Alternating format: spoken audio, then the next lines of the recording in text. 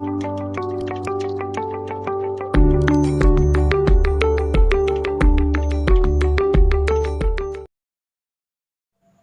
Friends, स्वागत है आपका हमारे अपने तैनतौल ओनली यूट्यूब चैनल पर। तो आज बात करने वाले हैं श्री रामचरितमानस की रचना की। श्री रामचरितमानस की रचना कब हुई है और किसने की है, इसके उपरांत अपन चर्चा करेंगे। तो सबसे पहले आपको दिख रहा होगा कि श्री रामचरितमानस की जो रचना तुलसीदास जी ने की है। अगर आप चैनल पर नए हो तो मैं तुलसीदास की जो जीवन परिचय है, साहित्य परिचय, वो मैं वीडियो के डिस्क्रिप्शन बॉक्स में डाल दूंगा उसकी लिंक। तो आप वो तुलसीदास के जीवन परिचय की वीडियो आप देख सकते हो। अभी बात करते हैं श्री रामचरितमानस की रचना की कि इसकी उत्पत्ति कहाँ से हुई है। तो रचना की बात करेंगे। रामचरितमानस की रचना कब हुई है? संवत 1631 का प्रारंभ हुआ। जो संवत 1631 का प्रारंभ हुआ, देवयुग से उस वर्ष राम नवमी के दिन वैसा ही युग आया जैसा त्रेता युग में राम जन्म के दिन था। बताया गया है कि 1631 का जो प्रारंभ हुआ, तब देवयोग से उस वर्ष जो रामनवमी के दिन वैसा ही युग आया जैसा त्रेता युग में राम जन्म के दिन था। उस दिन प्राप्त काल तुलसीदास जी ने श्री रामचरितमानस की रचना प्रारंभ की। और उसी दिन प्रातः काल में जो तुलसीदास जी ने श्री रामचरितमानस की रचना प्रारंभ की। किस समय? देवयोग से उस वर्ष जब रामनवमी के दिन वैसा ही युग आया था जैसा त्रेता युग में राम जन्म के दिन था, उसी दिन तुलसीदास जी ने श्री रामचरितमानस की रचना को प्रारंभ की। ठीक है। और 2 वर्ष 7 महीने और 26 दिन में यह उद्धृत ग्रंथ संपन्न हुए। बताया गया है जो श्री रामचरितमानस की रचना 2 वर्ष 7 महीने और 26 दिन में यह उद्धृत ग्रंथ संपन्न कर लिए थे श्री तुलसीदास जी ने। और उन्होंने इसे संवत 1633 बोले तो 1576 ईस्वी, जो 1576 ईस्वी और संवत कौन सा था? 1631 के मार्ग शीर्ष शुल्क में राम विवाह के दिन पूर्ण किया था। और इसे जो रामचरितमानस की रचना पूर्ण रूप से जो 1631 में और मार्ग शीर्ष शुल्क में जब राम विवाह के दिन पूर्ण किया था, इस राम विवाह के दिन पूर्ण किया था। और इस महाकाव्य की भाषा आब्दी है। जो रामचरितमानस की भाषा कैसी है? आब्दी है। बताया गया है कि जो रामचरितमानस को पूर्ण रूप से बताया गया 1633 संवत में इसे मार्ग शीर्ष शुल्क में राम विवाह के दिन पूर्ण किया था। और इस महाकाव्य की भाषा किस प्रकार है? आब्दी भाषा है। जो रामचरितमानस की भाषा आब्दी है। और इसी दिन 7 कांड पूर्ण हो गए थे। और इसी दिन जो मार्ग शीर्ष शुल्क में जो राम विवाह के दिन पूर्ण किया था, और इसी दिन 7 कांड पूर्ण हो गए थे। वो 7 कांड कौन कौन से हैं?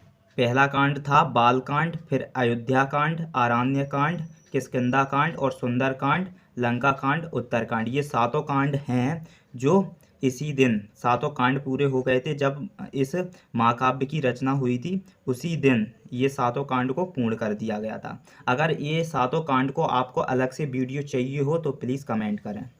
इसके बाद बताया गया है, इसके बाद भगवान की आज्ञा से तुलसीदास जी काशी चले गए। इसके बाद रामचरितमानस की रचना करने के बाद भगवान की आज्ञा से तुलसीदास जी काशी चले आए।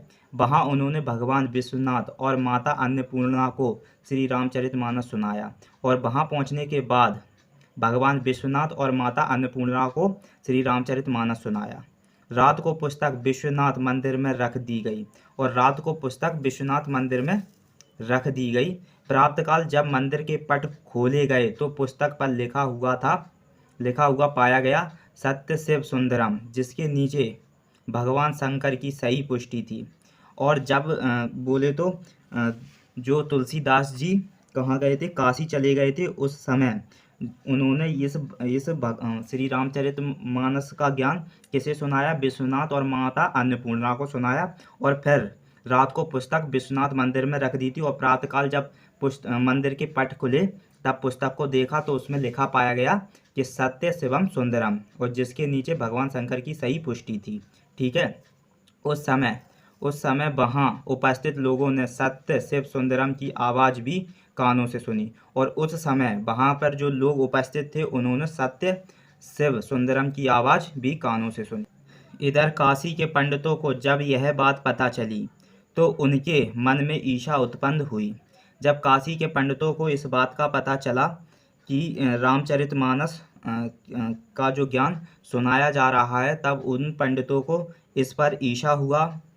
वे दल बनाकर तुलसीदास जी की निंदा और उस पुस्तक को नष्ट करने का प्रयत्न करने लगे।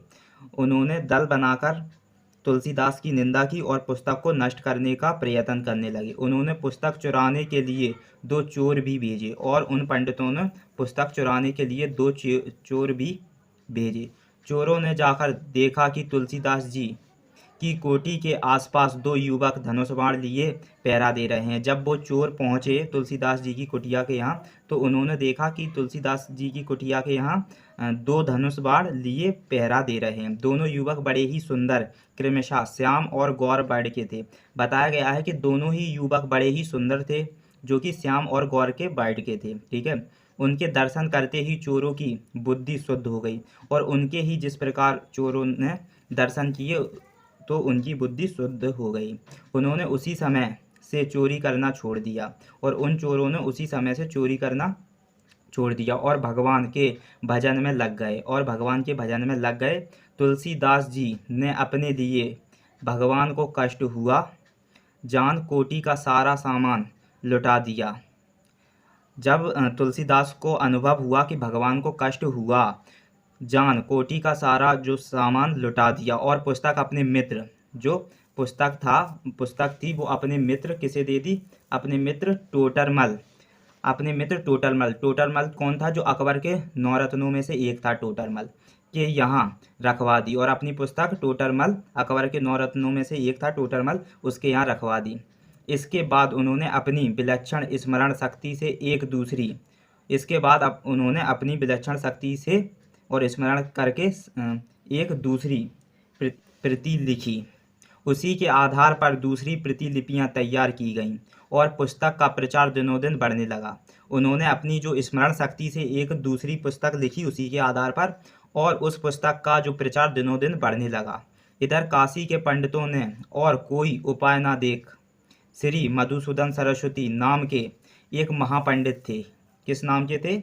मधुसूदन सरस्वती के नाम के एक महापंडित को उस पुस्तक को देखकर अपनी सम्मति देने की प्रार्थना की।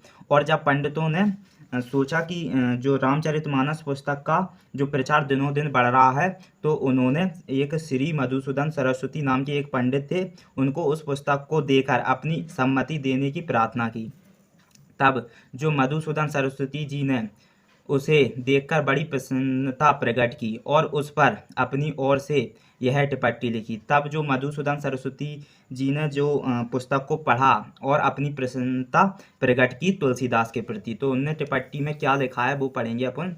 उन्होंने कहा है, आनंद कानिन हस्मिन तुलसी सीतरु कविता मंजरी भांति राम ब्रह्मर भूषिता। इसका हिंदी में अर्थ बोलेंगे। जो यह टिप्पणी जो कौन महापंडित थे मधुसूदन सरस्वती ने यह टिप्पणी दी है, इसका हिंदी अर्थ है काशी के आनंद वन में जो तुलसीदास साक्षात चलता फिरता तुलसी का पौधा है, उसकी काव्य मंजरी बड़ी ही मनोहर है, जिस पर श्री राम रूपी भंवरा सदा मंडराता रहता है।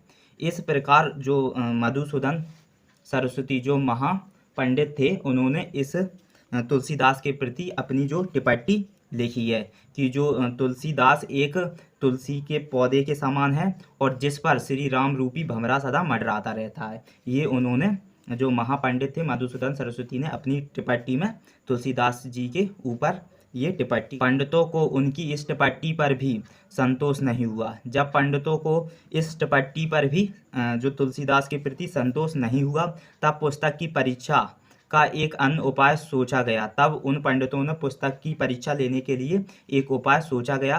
काशी के जो विश्वनाथ मंदिर में भगवान विश्वनाथ के सामने सबसे ऊपर वेद, जो काशी के विश्वनाथ मंदिर था, उस मंदिर में सबसे ऊपर जो भगवान विश्वनाथ के सामने सबसे ऊपर वेद, उनके नीचे शास्त्र, वेद के नीचे शास्त्र और शास्त्रों के नीचे पुराण, और सबके नीचे रामचरितमानस रख दिया गया। और सबके नीचे किस? रामचरितमानस को रख दिया गया। ठीक है। प्रातःकाल जब मंदिर खोला गया तो लोगों ने देखा कि श्री रामचरितमानस वेदों के ऊपर रखा हुआ है। जब सुबह जो विश्वनाथ मंदिर के पट खोले गए तो उन पंडितों ने देखा कि श्री रामचरितमानस वेदों के ऊपर रखा हुआ है। अब सभी जो पंडित बड़े लज्जित हुए।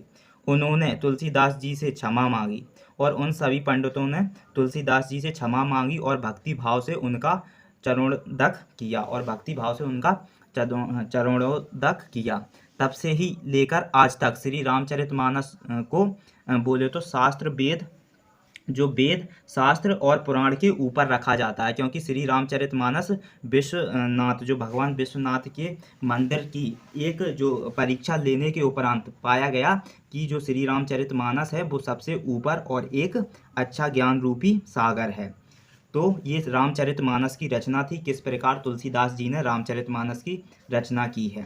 अगर आपको तुलसीदास जी की जीवनी या साहित्य परिचय के बारे में नहीं पता है तो मैंने कमेंट में जो डिस्क्रिप्शन है उसमें वीडियो की लिंक दे रखी है। अगर आप चैनल पर नए हो तो चैनल को प्लीज़ सब्सक्राइब करें और वीडियो अच्छी लगी हो तो वीडियो को लाइक एंड शेयर करें।